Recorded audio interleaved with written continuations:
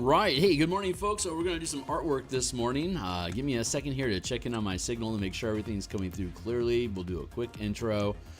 And then we'll continue art for the adventure we're creating here called Crystals of Mabar. So checking in on my volume here real quick. Crystals of Mabar. Sounds like the volume sounds real good. Sounds like sound is sounding. Sound. It's sound. Right. So I'm grabbing the link here. I'm going to do a quick social media updates. For those that are familiar with the channel, you can certainly skip ahead a minute, and I'll see you guys after the bump. But for folks that are new to the channel, hey, my name is Phil Kearney. I create role-playing games, I illustrate them, I publish them online, and I'm creating content for Dungeons & Dragons 5th edition. I've been a DM since 1987. I've been a freelance illustrator since 1999. I've been an Eberron enthusiast since 2004, and I've been creating content on the DMsGuild since 2018. But I have yet to create any specific content for Eberron on the DMsGuild, so I am correcting that with this adventure called Crystals of Mabar for 7th, 8th level characters. You're fighting necromancers, undead, and demons in the Carnwood of Karnath on the continent of Corvair. If you think artwork like this stuff and 5e is cool, like, subscribe, hit the bell icon for notifications, and we're live in the future. Here are a bunch of other books that I've created on the DMsGuild since starting third-party content production. And we're going to, let's see, we made this book cover around episode 40. If you think this, here's that Discord community, blah, blah, blah. So check out all that stuff if you're interested. And let me drop down here. This book cover we made around episode 40. We're currently on episode 545, so we're getting really close to done. And this is going to be the last day that I'm going to be working on this illustration. And I specifically didn't finish it over the weekend because what we have left to work on is wood grain along the rims of the window frames of Rashid's office. And I also wanted to do just some little futzy knickknacks I honestly didn't get time to this weekend. But otherwise, this illustration will be done. So tomorrow we're going to start in on a new one. But I just wanted to take an opportunity here for us to play with wood grain some more, because that is something that I enjoy doing and haven't had an opportunity to do so since we finished the map for the village that the adventure takes place in. So I'm going to again take a look at this wood grain color here, and we can see that wood grain, the base that we have here is a little bit more grayed out. But for the most part, this wood grain is relatively the same-ish color. I think I'm going to enrich it a smidge. Actually, let's grab this color. That's pretty good. I'm going to grab that instead. We're going to highlight this, and we're going to blip. We're going to blip that as our background. Good frame. So this is how we make wood grain. I'm going to grab a dark color. It's probably something like this will do. And then we're going to take a round brush. We're going to reduce the size of the resolution, or the size of that brush to something like this. We're going to do some swirly stuff like this. I don't have to really worry about staying between the lines right now. Oops. I do need to worry about... This is not the layer that I thought it was going to be on. Hold on. Let me merge that down and then create a new blank layer. There we go. Now we can mess around like this. I don't have to worry about staying between the lines because it'll be easy for us to delete and erase. I do want to shut this down though. Disable layer mask.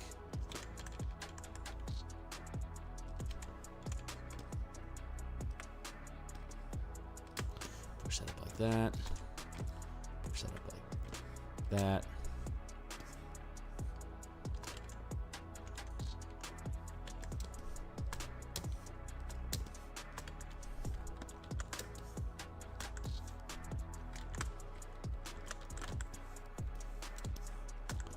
Drop this in here.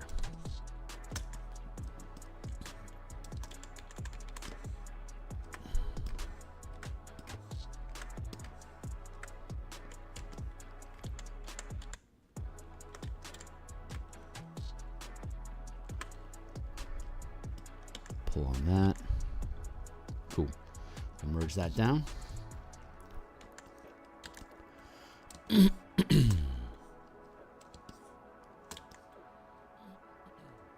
Yeah, this feels right. Okay, cool. So back on task.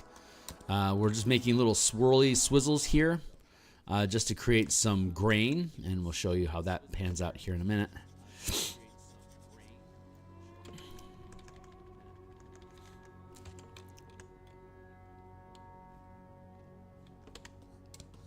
I'm going to go with a smudge brush at around, around 80 some odd percent. That's where we're at right now. Just going to grab this, and we're just going to make streaks.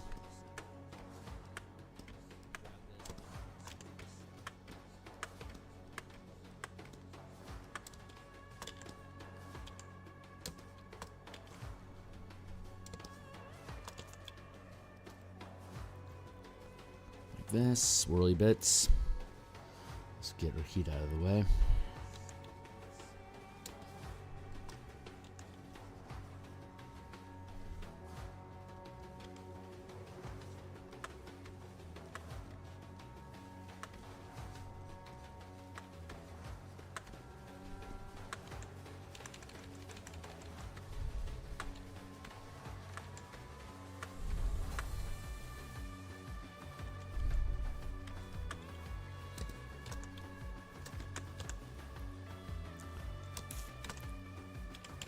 All right, now that I get those established, we're just going to, again, grab and streak.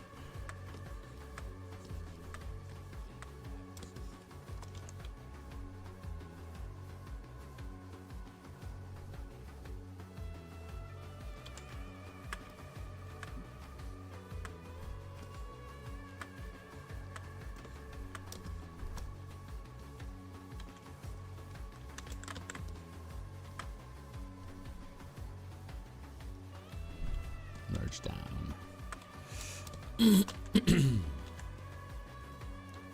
So you get these neat little knot and mottled effects, which is not unfamiliar to the texture that we see here with these little model blots and this little, see, you can see this like little variegated, I don't know if that's the right word or not. We get that cool little stutter pattern. We get that inside the planks here as well. So we're going to actually layer this a little bit. So we're going to have it there. We're going to make this like that. I'm going to grab that and extend these down.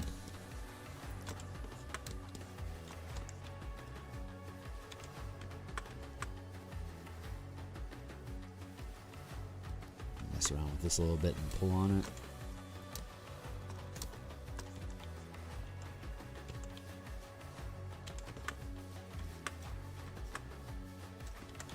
Actually, I want to put that on a separate layer. Let's just do the second layer first, and we'll just do a third or fourth pass, and then we'll be fine with it.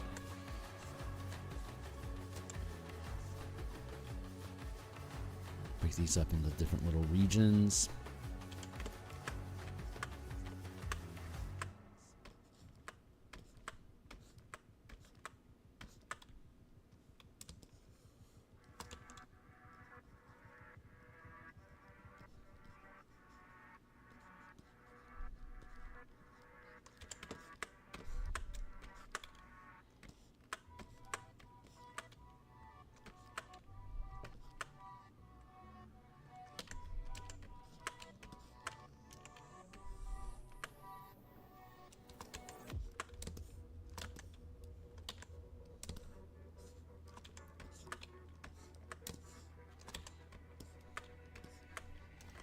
Going to reverse our selection, delete and delete, get those between the lines.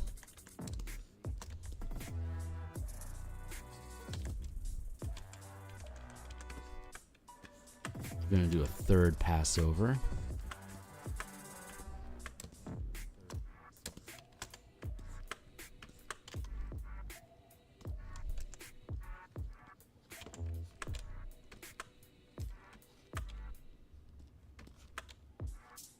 Now we're doing specifically, I'm making these little offshoots and then pulling on those to create these little lumps. Here, just So you got a knot. It creates a little swirl that pulls away from it.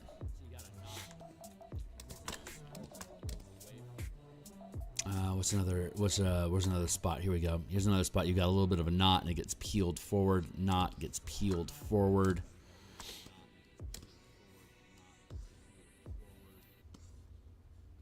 Here's another instance. This is a good one. So you got this little puddle here and then it gets pulled. There's a little smudge and it gets pulled forward, kind of elongated and stretched. So using these same sort of pattern ideas. Hey, how you doing, Steve? Using those same pattern ideas, we can create similar effects for our wood grain pattern here. So I'm just grabbing these little smudges, these little bundles that we make, these little knots, like this, and then we're taking a high rate smudge and just pulling on them to extend the format like that, and then we can obviously erase anything that goes outside the lines. So that just creates an interesting little wood pattern sort of effect. It doesn't take a lot to do it. It's just fun to do. So we're gonna go over here.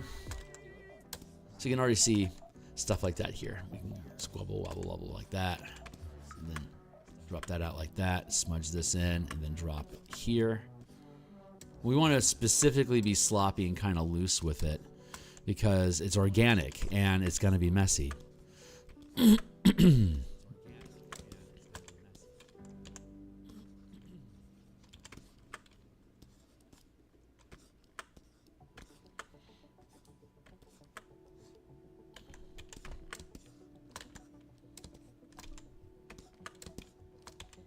we go. It doesn't take long for us to get it done. I just want to go through the paces of doing this. I haven't done this in a while, so I just wanted to demonstrate the process that I use to make this kind of a grain pattern. Come on, buddy. There you go. Zoom in. Thank you. This will be the last day we're going to work on this piece. We're going to start on a new page tomorrow. But we only have a few little sniggly bits left that needed to be resolved for us to be able to move on from this piece. And since it's patterning and texturing that we're working with, I think that's a fun thing for us to explore together.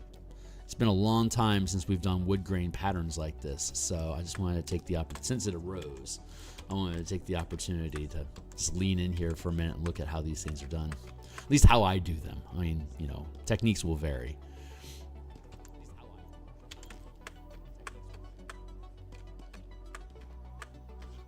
Hey, what's up? Hey, Gabby. Dude, doing great. Having a good day.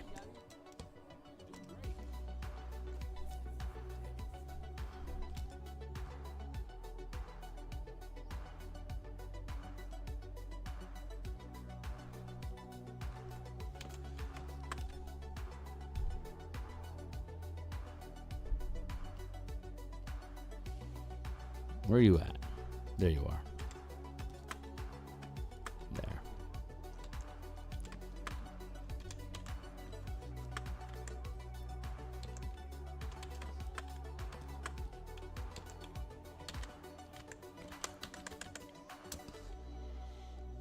There, easy peasy wood pattern. I'm going to trim that down a little bit because it was a little bit too dense. But otherwise, yeah, there we go. What's up? That cityscape would make a great desktop wallpaper. Hey, thank you. I will be, I have intentions to make a Shopify page for all the stock art that I've been making on for this project, just to post them up as individual pieces. The idea would be to have stock art up as art, make it cheap, and then give people unlimited license to use it in publications or whatever, as long as they're subscribed to my Patreon when they publish it. So that's worked with a number of other. I think that's how like how Dean Spencer and oh, names are escaping me right now. It's been too long, but I know there's a number of freelance illustrators that have similar arrangements like that. It's like the art's cheap, and then you just give a recurring like $1 to the Patreon to basically have unlimited access to publishing the art, the stock art that you pick up, as long as you're a subscriber when you're publishing. And it's a pretty easy way to go, and it allows you to make stock art pretty cheap. So the idea then is to set up a Shopify page, and then lead it back to my Patreon for licensing, and then I can put Shopify, like there should be like Shopify, a strip of Shopify stuff that happens on the bottom of the description. And so if everything goes smoothly, when I complete pieces, I'll be able to drop them in the Shopify and say, hey, here's the thing that we finished last time. Here's a high resolution image for anyone that wants to support the project. You can pick up the art, and if you want to put it in your own works, if you're a D&D or RPG enthusiast yourself, you'd be able to grab the art and then get a license off of my Patreon and have at it. So that's the idea. So it's now it's a matter of implementing it. So give me a recurring theme here has been give me a little time and I'll get it taken care of. But I'm really becoming interested in getting Shopify set up. So that'll be a personal evolution for me. But that feels pretty good. I like that. That feels pretty good. And this one is probably the least interesting one, but it's also next to his desk, so maybe making it a little less interesting. Yeah, I think that's going to be fine. So I'm going to, let's grab these and merge them down. I'm going to duplicate them. That darkens it up a little bit, maybe too much though. Let's drop the opacity a bit on the overlaying.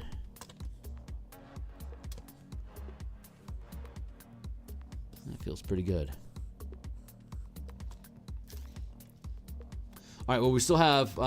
It's too soon to celebrate because we still have another block to do. So let's see. Let's go down here and let's do this. Same process. Don't really care how it pans out with like overlapping and stuff because we can just erase that stuff. So for now, we're just going to do like this. And like that.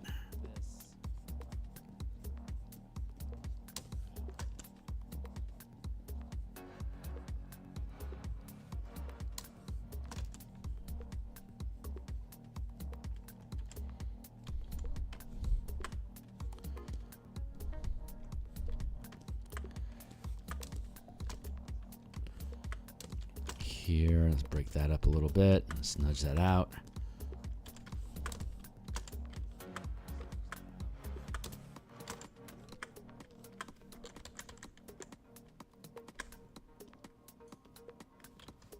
This is supposed to be on a separate layer. I don't know why it's not. It's really pissing me off. I'm losing layers. I'm supposed to... Thank you, Timely Timer. Thank you. Timely timer. Thank you. Yes, this is supposed to be on a separate layer, and I thought I hit the layer button, but I didn't. I know I'm tired, so I'm going to use that as an excuse.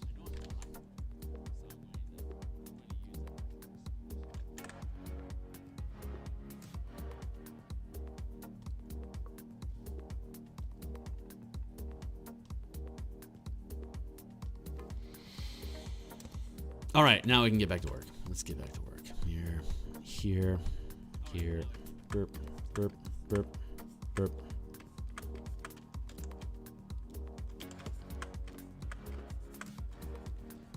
Let's do this for a few minutes, and then we'll do something similar for the wall on the bottom here.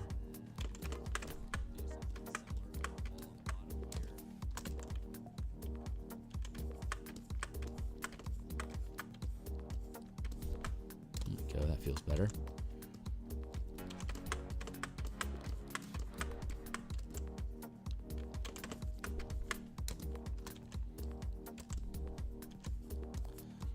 That.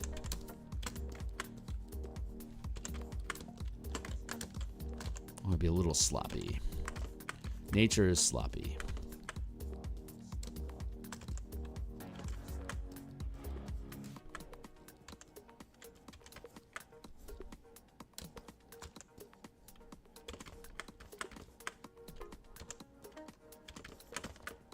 go.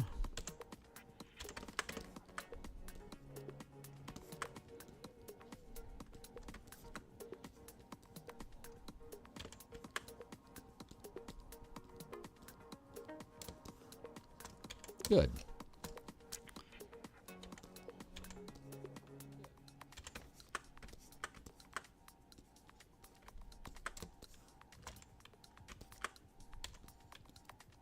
Break that up a little bit.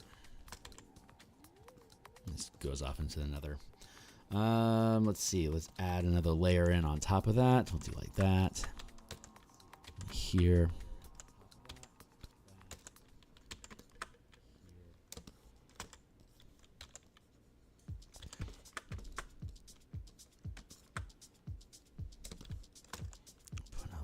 That.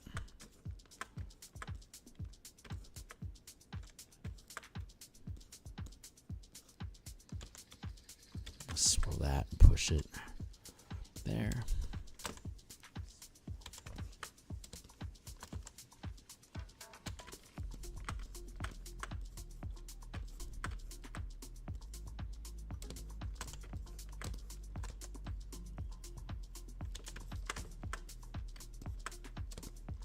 There, and then like that, and then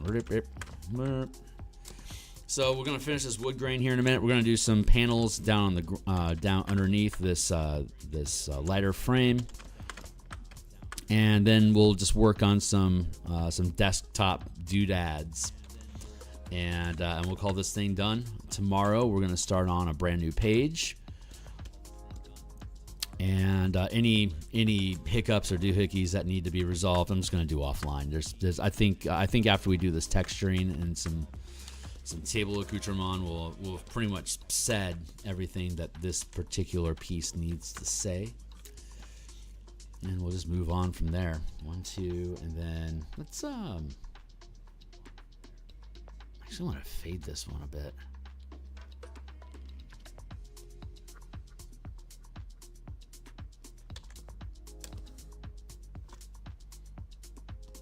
Then let's add in a third layer. I love how that feels.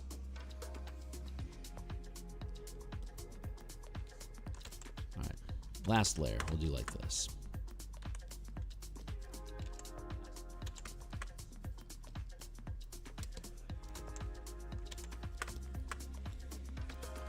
It's just kind of letting my letting my arm free and just kind of swirling things around a little bit and then pulling on it. That's basically how I can produce this. I think it looks pretty good, so that's why I bothered to continue doing it. So hopefully it's interesting to you guys too.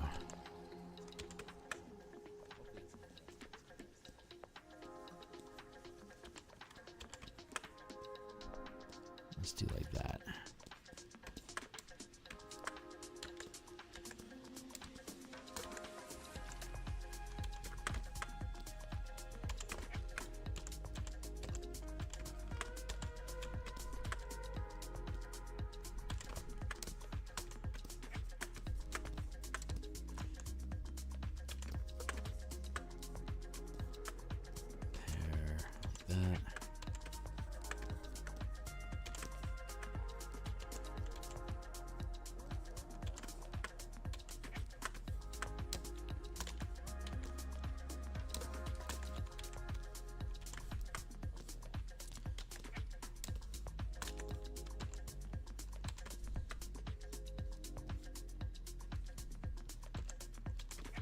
This. There we go. There, that should do pretty good. Let's take.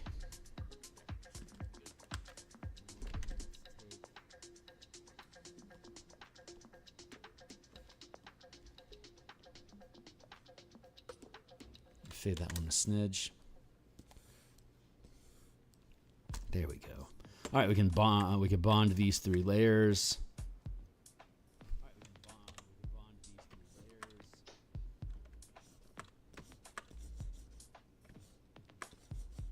Erase at the intersection points to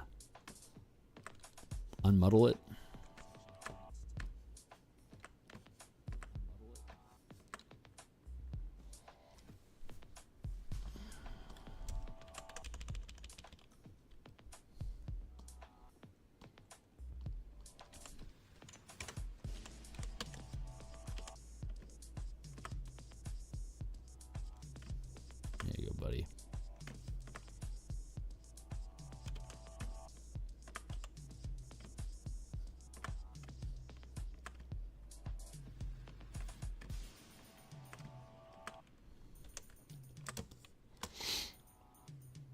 into next layer is going to be here. We're going to drop it down underneath here, I think.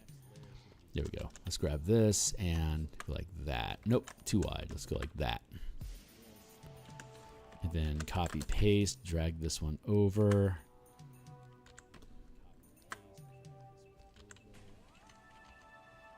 That feels pretty good. Merge down.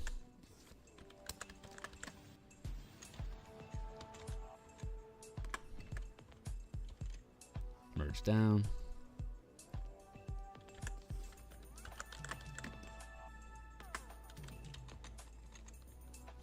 Merge down. Copy, paste. Drag it.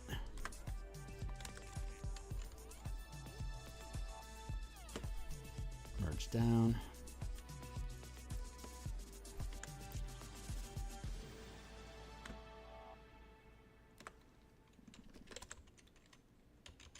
Compress this all a bit and then even it out. Just a little bit more compression.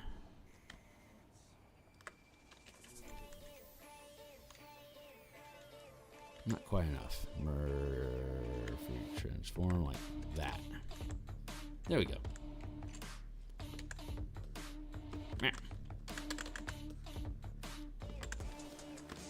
Copy, paste.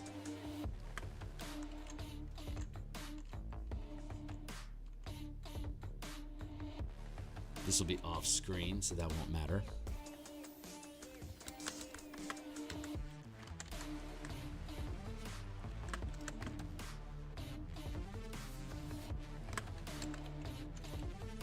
And that also extends off screen, so that won't matter. So we can have all three of those there.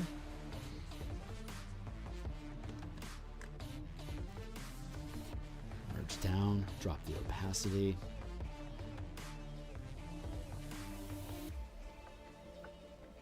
There we go.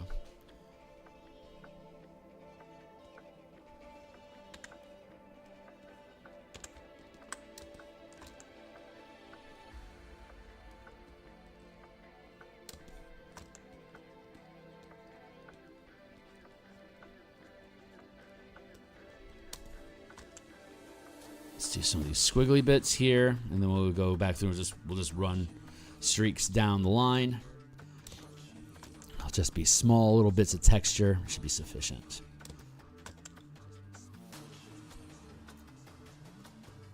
We'll do, do 2 or 3 passes, and then be able to call this one done.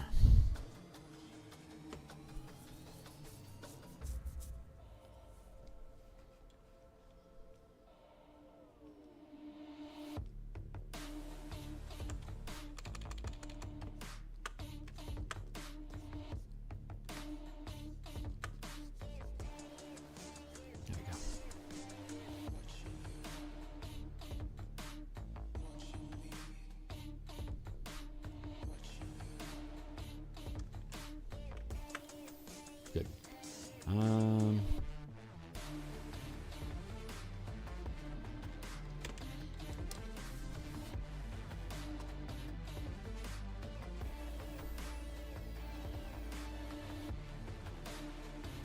Hold on, my brain's skipping.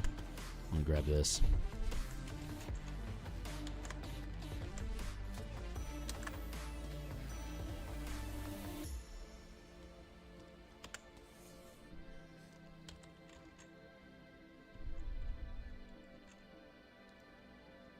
Good. Also good. Merge down.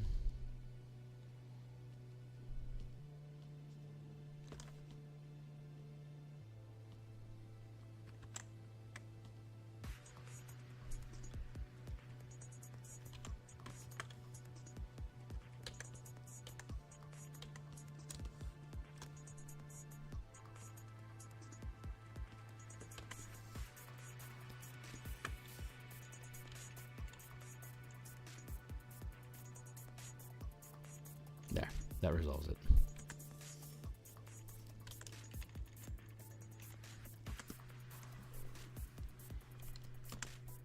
This one's pissing me off. I'm gonna drag it over. There. Okay, cool. So we got these. Now we can.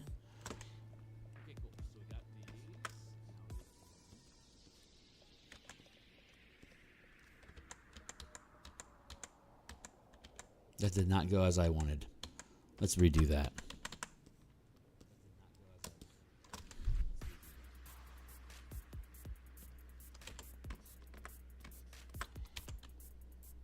Yeah. Let's do this. Pull on these. Create that pattern.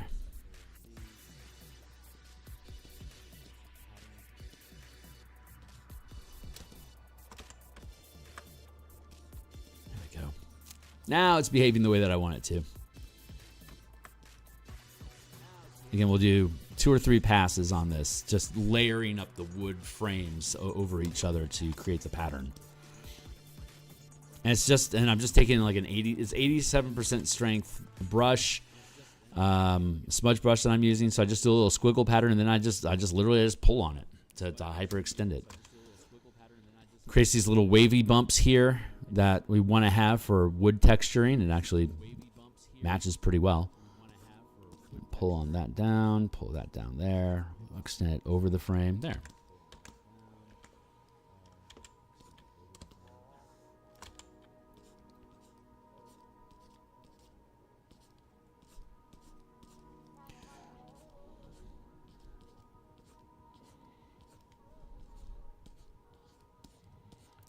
Real easy. No need to steal a pattern or anything. Just make it.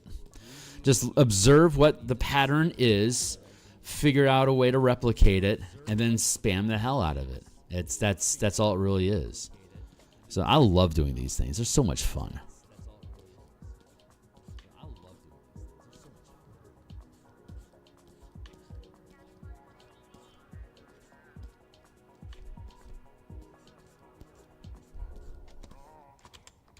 I actually think this lower pattern looks better than the frame pattern. I'm going to leave the frame pattern in place because I think it's a good contrast to.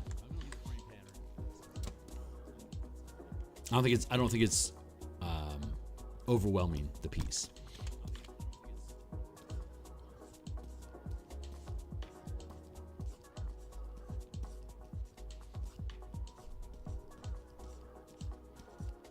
There we go.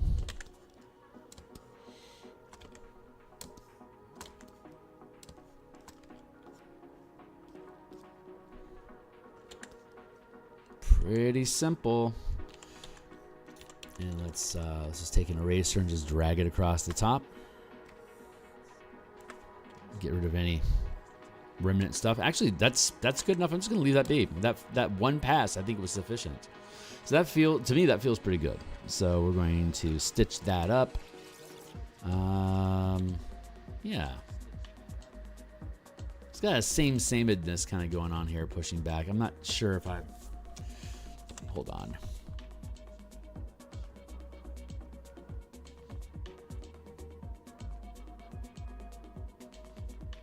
Yeah, there's a lot of samey going on.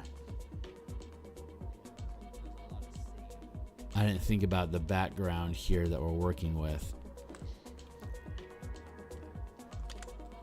I also don't necessarily think it's a problem.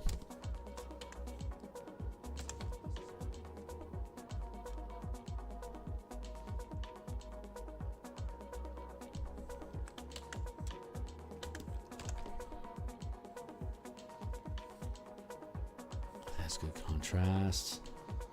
It's got decent contrast.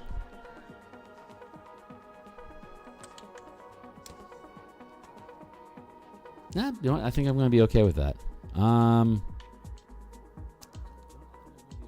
What the hell is going on here? Oh. That's wood patterning poking through. Right. So we're going to have to fix his desk.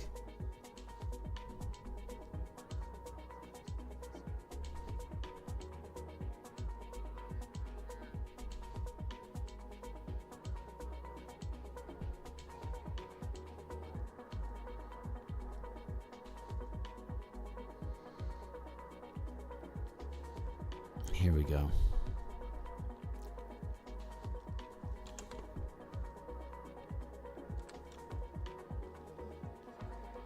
Let's fix his desk.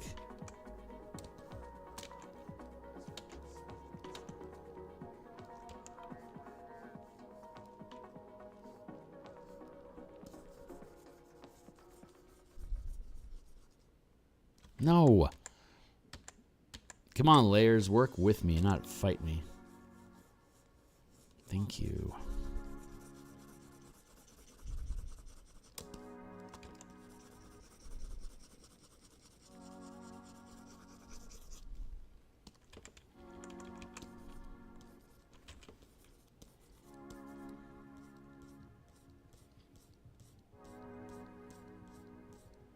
I'll fix this.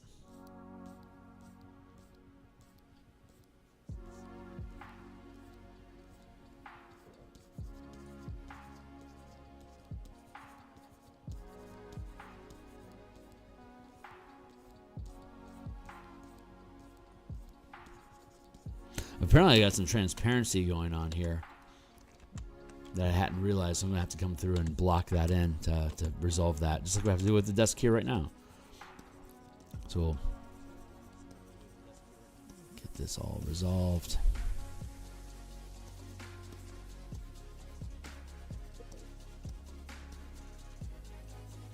What happened here?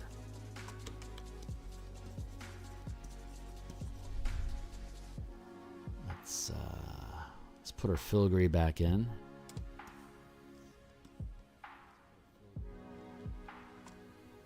And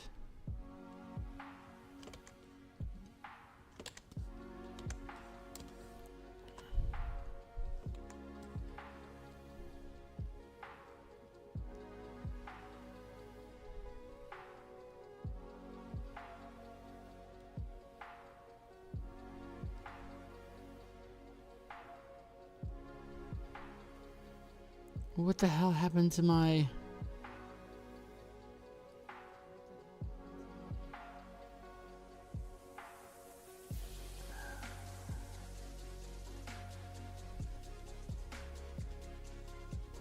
Okay. It looks like I deleted my... Somehow I deleted my my masking layer for the center. That's horrible. I'm going to save this. You can tell me timer. I'm going to save this as 84 to 86 second. And then I'm going to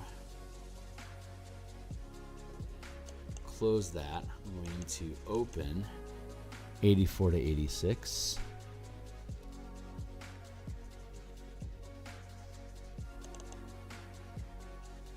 I don't know how I lost that layer mask, but I don't have to remake it.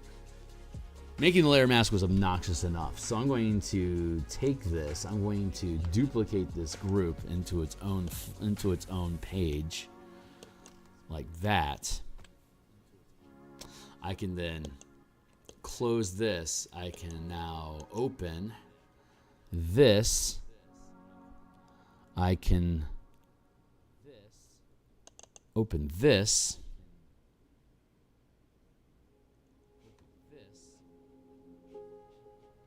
Go back here.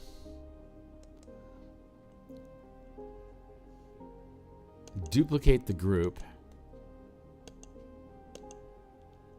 into here.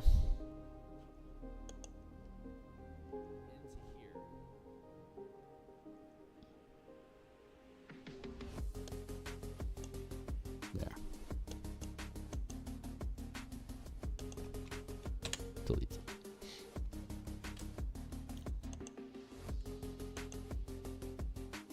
Save? No. Second, save.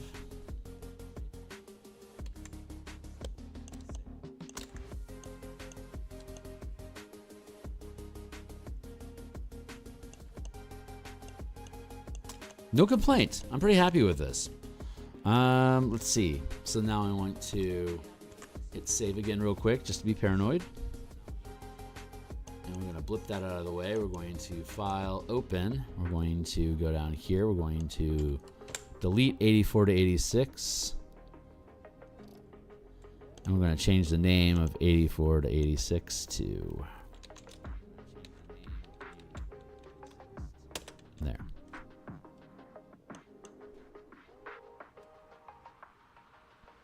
Shazam. Thank you. All right, cool. Let's see. What do we have left to do? We got some blank pieces of paper here on the desk. And we've got... This is a sending stone. A sending stone in the shape of a lizard's skull for the characters to contact Rahid when the rune crystals are in place. So we've got this. It's got like a little squawky speaker on it. Otherwise, it's just a sending stone. You activate it and you talk to whoever's on the other end. Rahid's got one sitting on his desk here. And we're going to have another knick-knack over here that the characters can find as a second sending stone later in the adventure. So if you're using this plot hook, you'll be able to notice that, like in the adventure, if you pick up the other sending stone and you use it, Rahid will respond to it and you'll recognize his voice if you're on this plot hook. Otherwise, it'll be a little Easter egg that we're going to make a seashell sort of sending stone, and there's going to be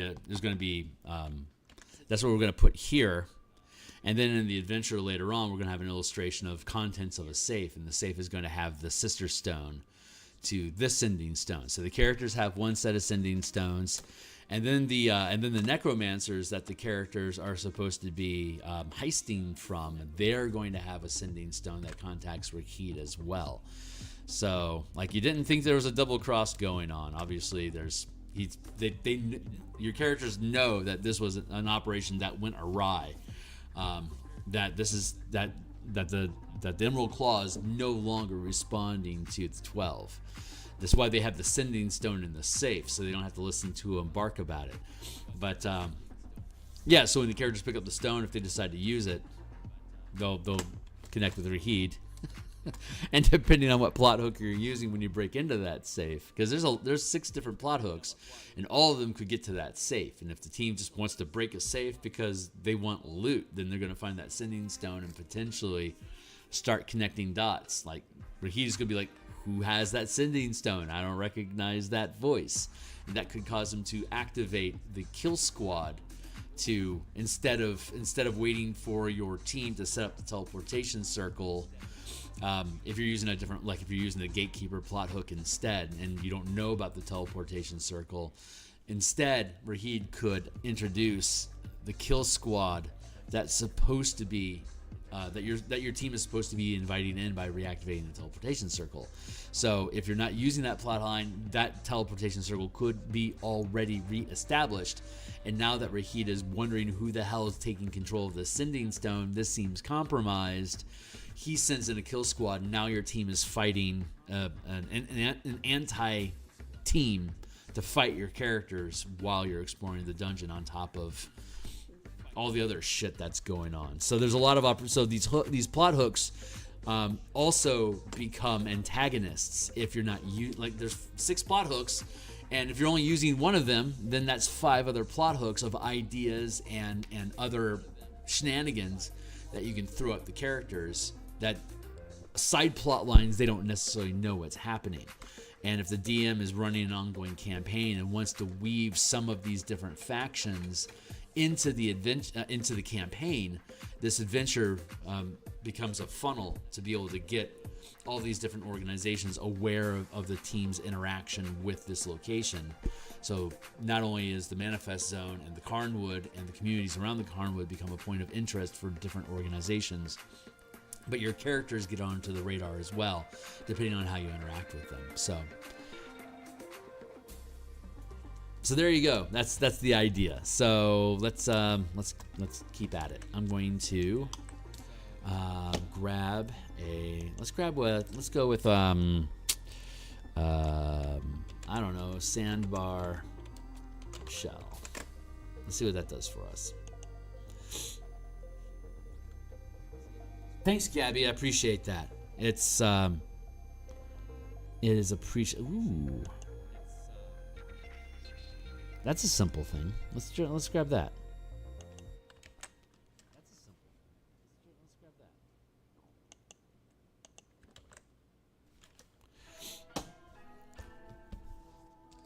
Okay, now is that real? No, I've unwittingly grabbed a piece of jewelry. So let's try that again. Ooh.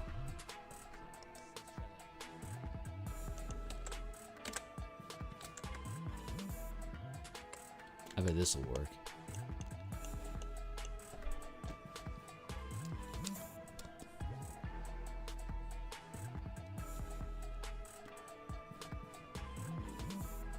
These things are fucking cool.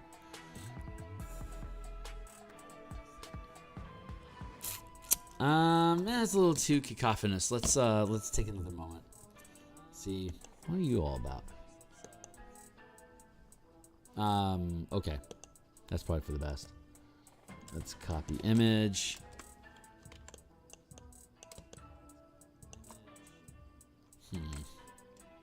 Not quite. I don't want to conk. That's just inconvenient. There's that jewelry I fell for before. Ooh, oh, that's not a bad looking one.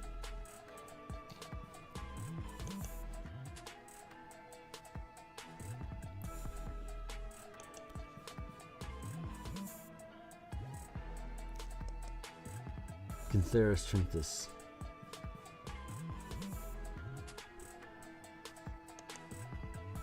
Are these actual shells?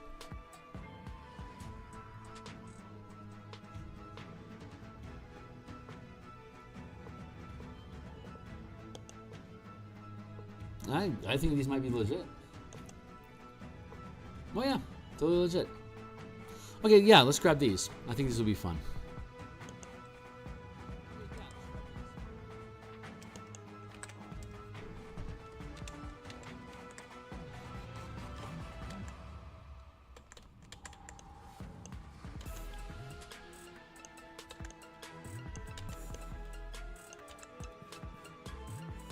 Let's pull these over here. Let's go and grab a base color. Yellow. Drop down to the reference folder. Drop down here.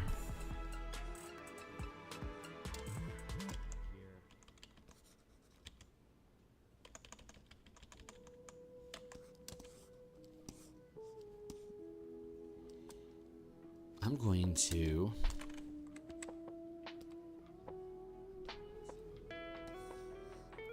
snip this.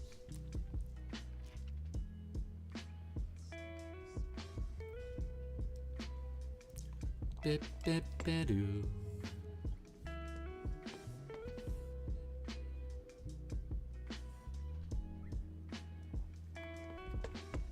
I'm going to shunt it over to the side just so I can keep an eye on it. That should be off. You guys probably can't see that I'm looking at that, but on the far edge of the screen, yeah, you can probably see a sliver of it.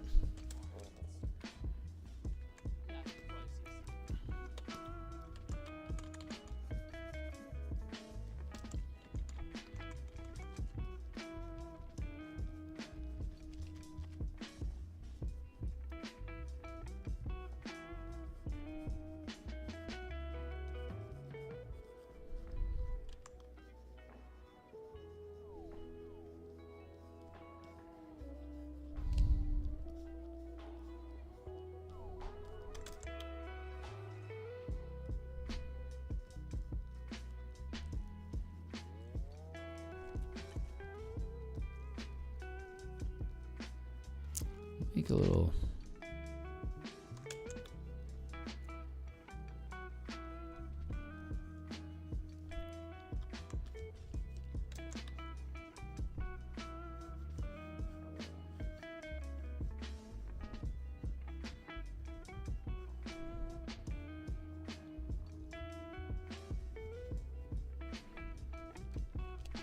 Something like that. I think that shape will get away.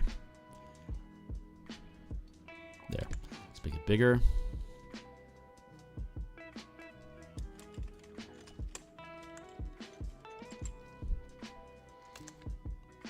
And then let's go up and get some highlight colors and some shadow colors and start messing around. Highlight colors, shadow.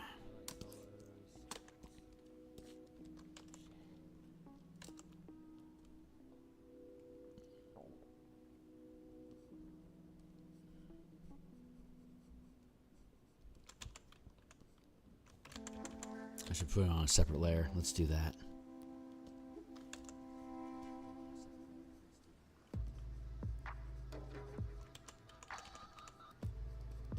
Sculpt. I'm just going to use the smudge tool just to push some pixels around to get the shape that I want. I'm going to start off with a fairly shallow color. And then we'll deepen it as we go along.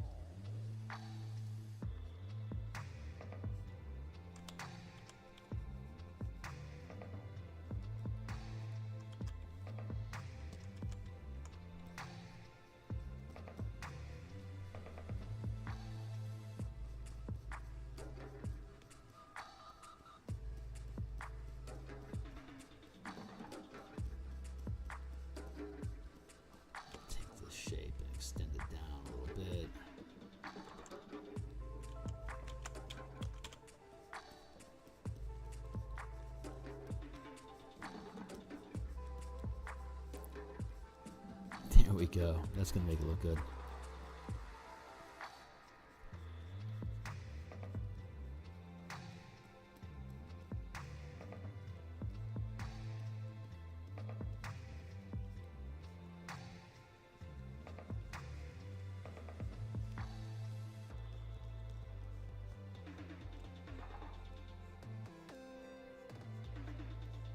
Let's shape that up there like that.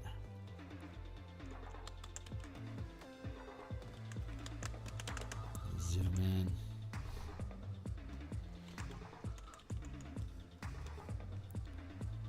Clean up those edges a little bit.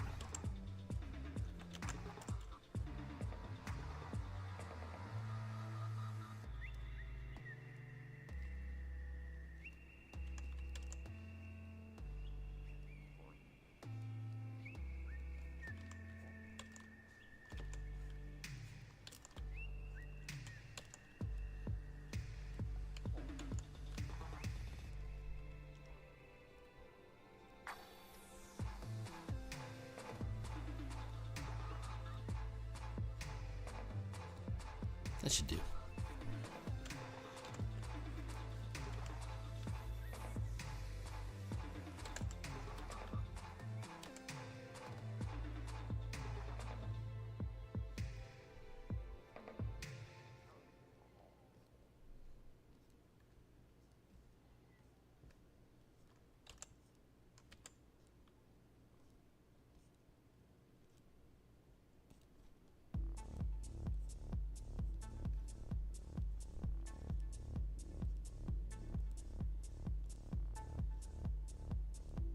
Smush those out. Cool. And now we're going to do another layer.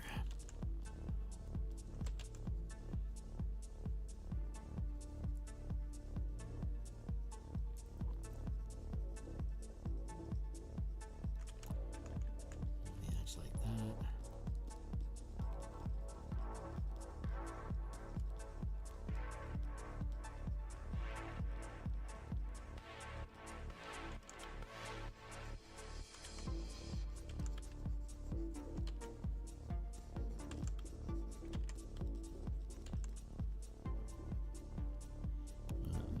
Do a little layer in here like this.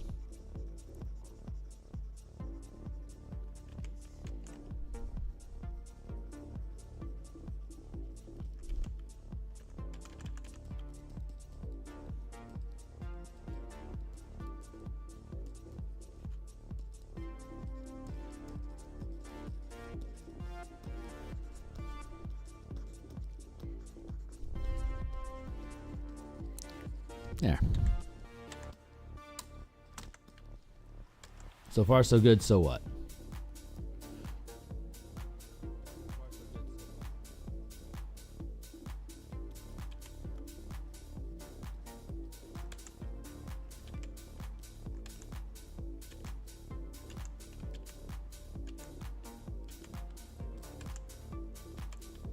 I wasn't thinking about this, but I know I've got some yellow gold type stuff going on in the buildings back here. Choosing this color shell, I think, actually kind of ties in the color into the foreground with the background a little bit. It might actually be a really good idea.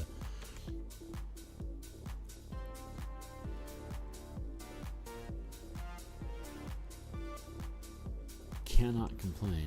Let's erase all the smudgish rough along the edges here, clean that up.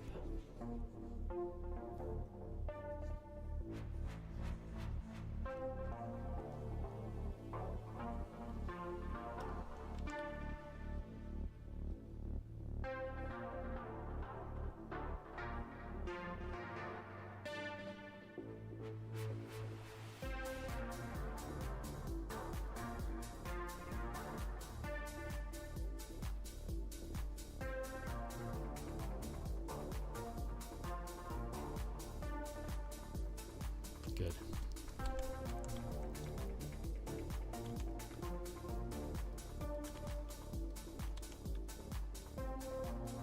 There we go. And let's see. We want to keep texturing on this, so I'm going to put another layer in. And let's go observe our sample.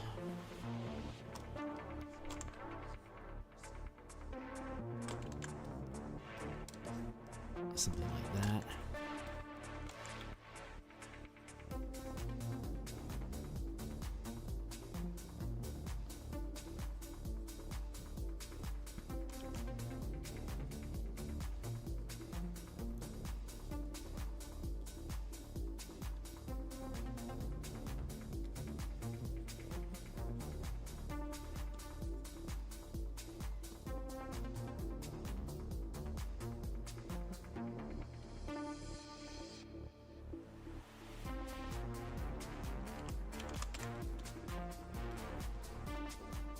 Erase along the edges here just to take off some of the sharpness of those lines.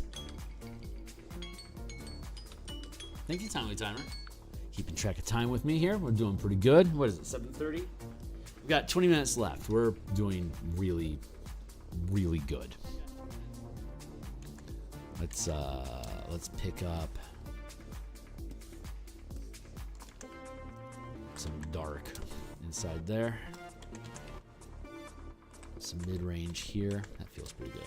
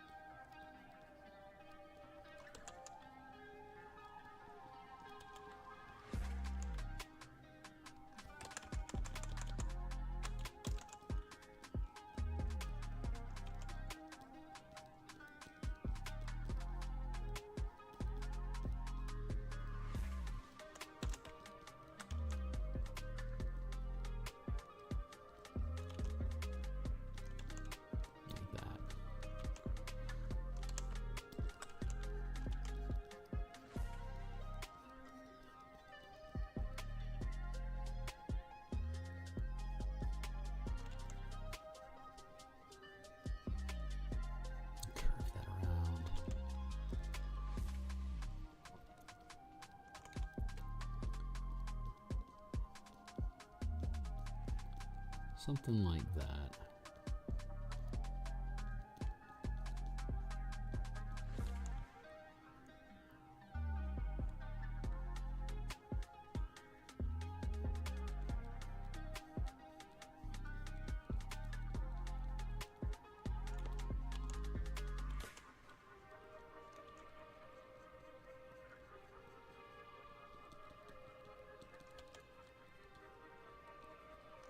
Yeah.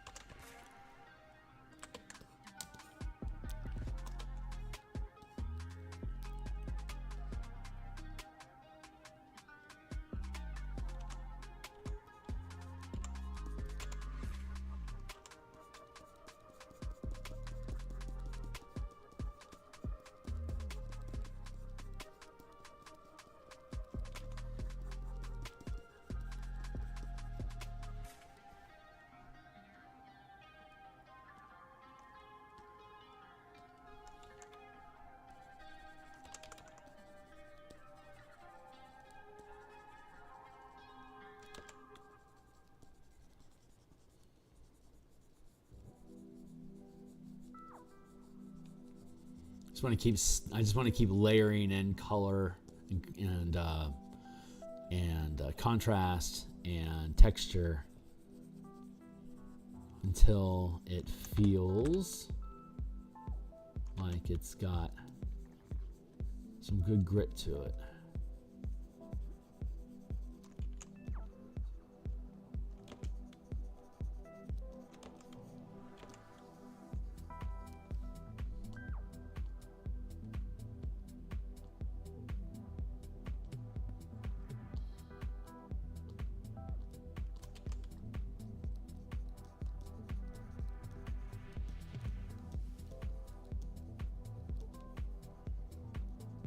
Soften this up a little bit.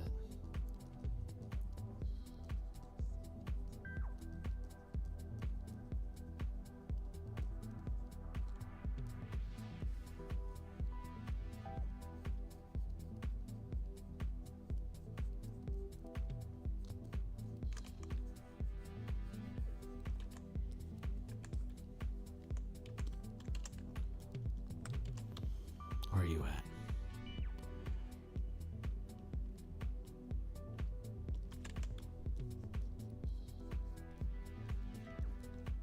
Clean this up a little bit.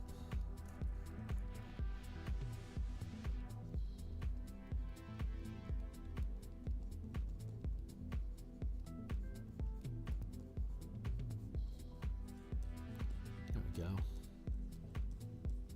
Not talking about a lot of stuff today. My apologies. I'm tired. I know that when I'm tired, I don't talk too good. And that's my fault. I just got shit sleep last night. Well, technically getting shit sleep is not my fault, you know, but still, I chose to stream, and I'm gonna get what I get. I'm gonna smooth. I feel like I should smooth this all out. That texture's a little weird.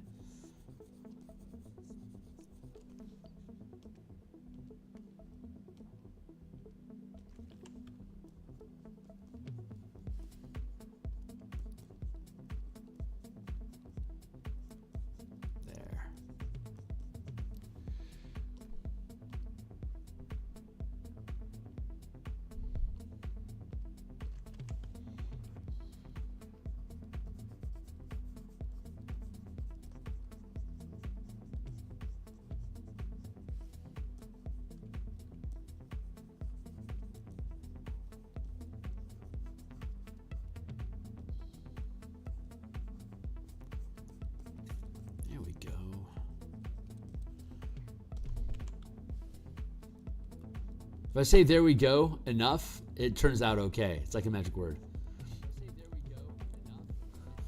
Not really.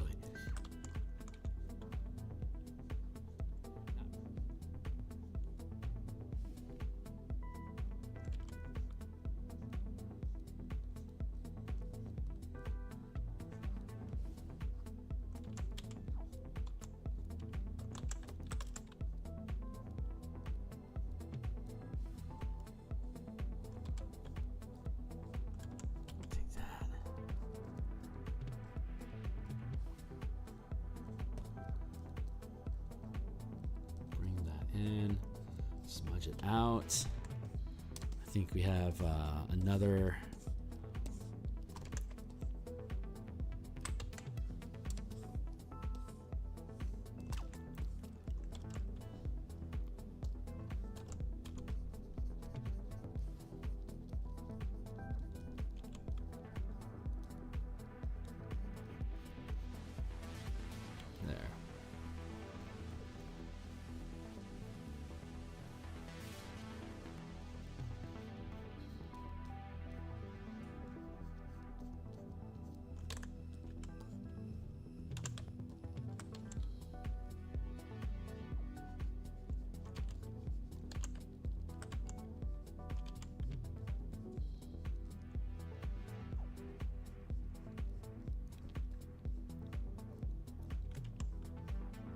Nice.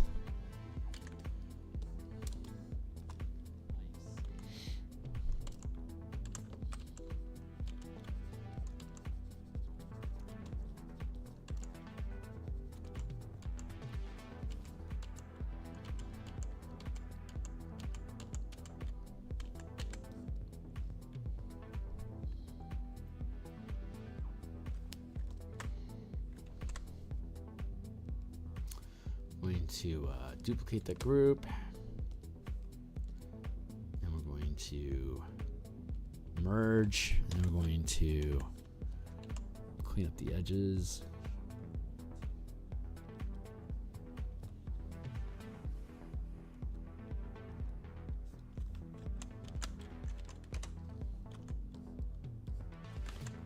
No.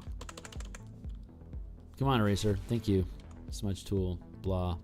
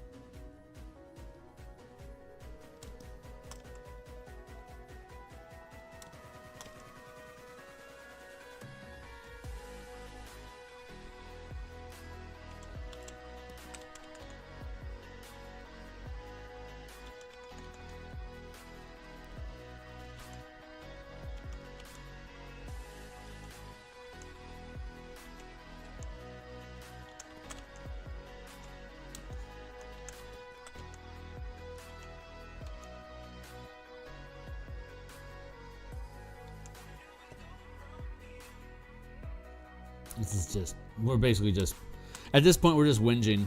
I've got like 10 minutes left and not much to do. So I'm just going to do a little bit of cleanup here just for the lulls of it.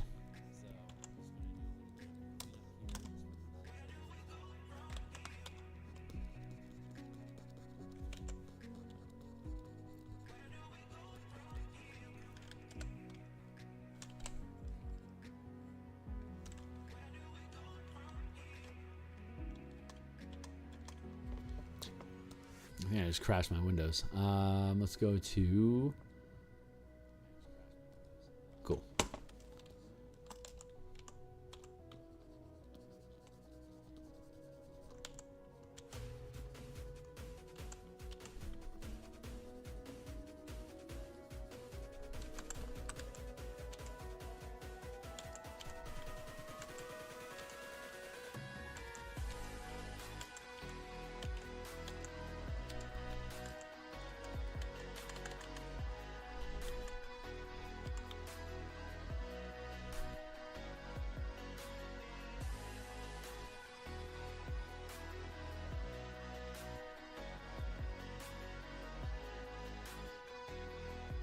Smooth out those edges just a little bit.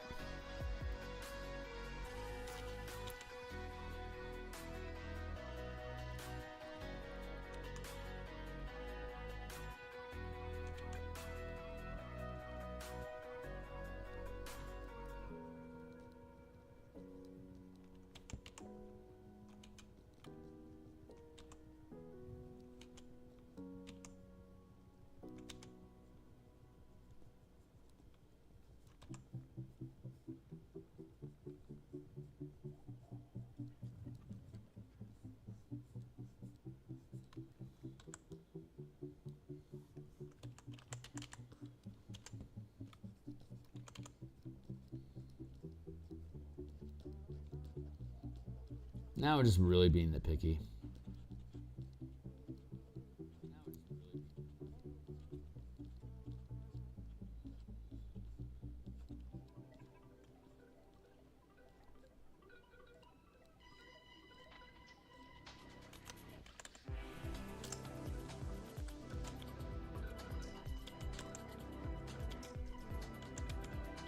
Very much looking forward to continuing working on the Bastion campaign project.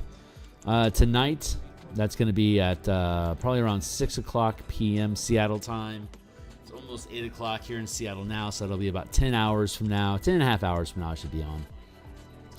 And we're going to be working on armies, sieges, and sabotage tonight of conflicts between bastions.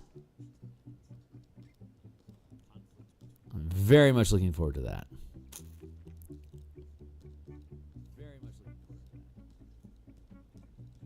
There we go.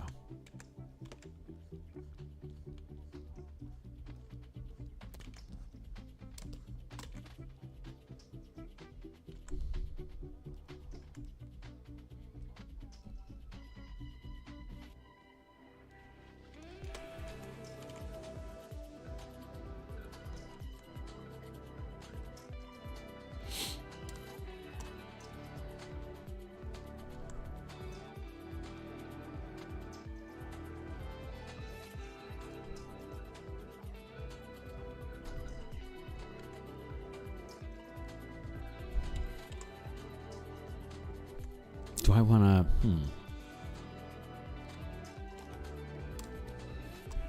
A little more space between those two. Come on, buddy. There you go.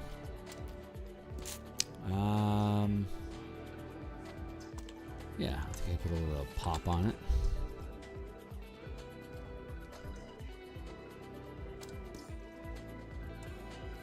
Just a little bit more.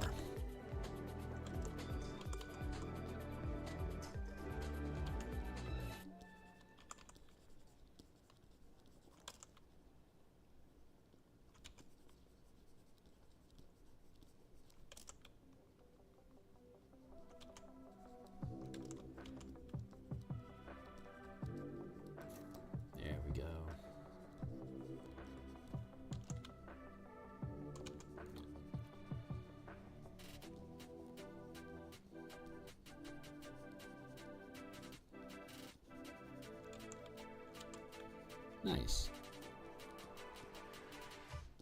I gotta do something with the paper. Not sure exactly what I want to do with it yet.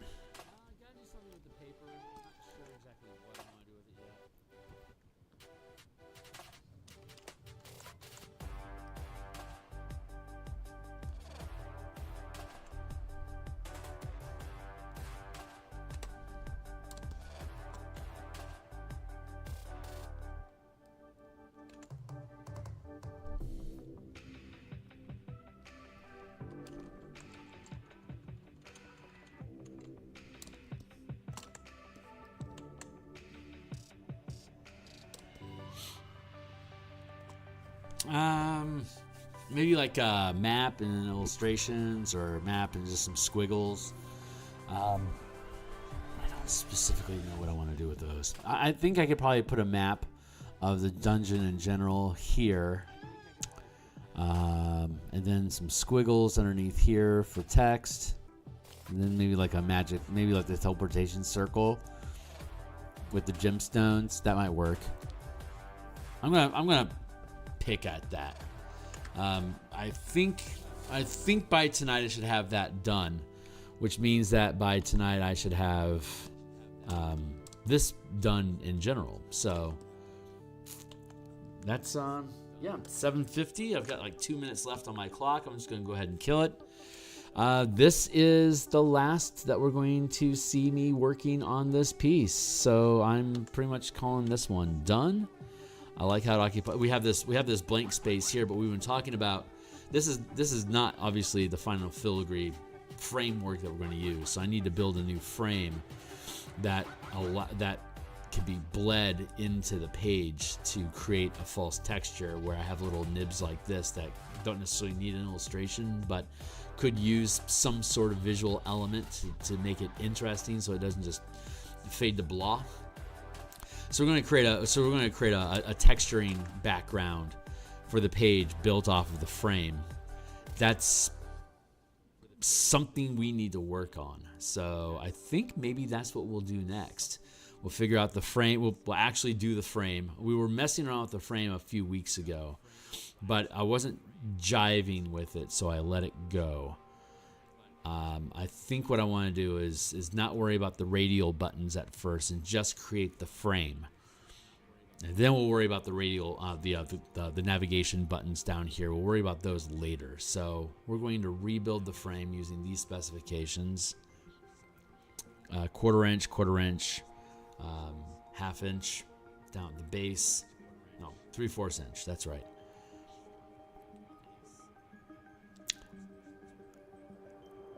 It'll be something that, yeah, it'll be something, a pattern that can bleed into the page and fades into it like texture. But I like this. I like this format. I like the comic booky sort of layout of it. That it's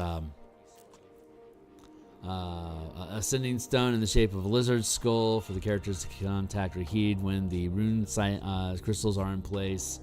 A description of Juliet and Armand, who the risk assessment team will detain if they're found alive. And you get a plane shift spell delivering the characters to the destination. You also get a map of the underground facility included with the purchase of this adventure at DMsGuild.com. See Hook 1 map handout. 6 rune crystals encoded with the sigil sequence for the disabled teleportation circle. That's actually illustrated on another page. Here. So this is the teleportation chamber.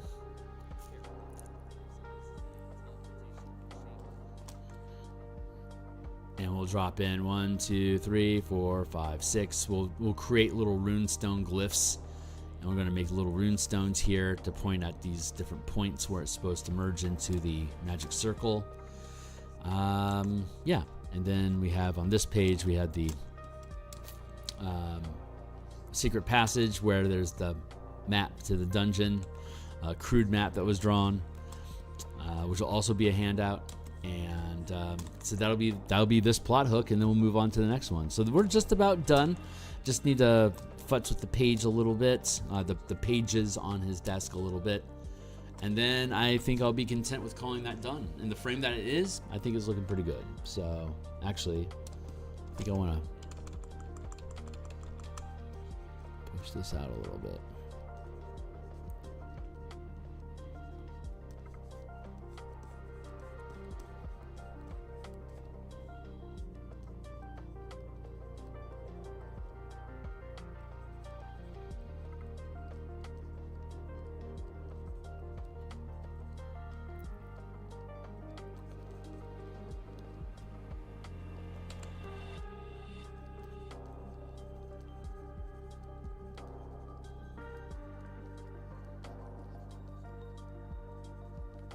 Let's do that.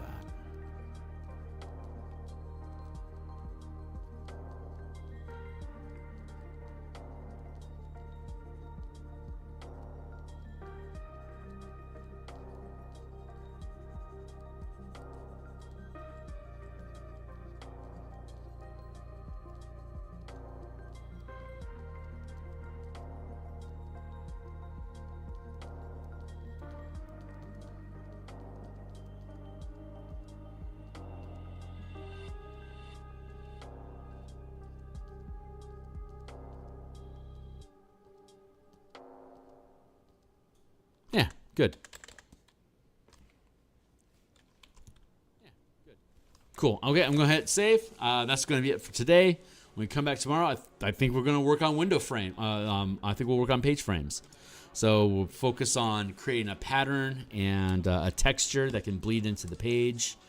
And then we'll use this as a testing page to see how well that texture blend is going to work with being with illustrations overlaid over it. So far so good, guys. I'll see y'all. I'll be back in 10 hours ish to work on the bashing campaign supplement for armies, commanding armies, sieges, and sabotage. That's probably all we'll have time for tonight. We're going to be back tomorrow morning to continue working on this. We'll be back tomorrow at lunch to continue translating the Gladiator, the Dark Sun UA. We're going to we'll finish translating the Gladiator fighter into the martial power system. And then on Friday, we'll work on the Druid Circle of Preservation. We'll be here Monday through Friday in the morning. Monday night and Thursday night, we'll be doing bashing campaign design. We should be able to finish up sieges and sabotage by Thursday night and then get back into events and complications, which means that we'll probably be done with our second draft of the bashing campaign by this time next week. Getting really close to getting an editor involved with that book for us to be able to build out. So that's it for now, though, guys. I will see you. I'll see you in 10 hours. So cheers. Thanks a lot for being here. Like, subscribe, blah, blah, blah. Ciao.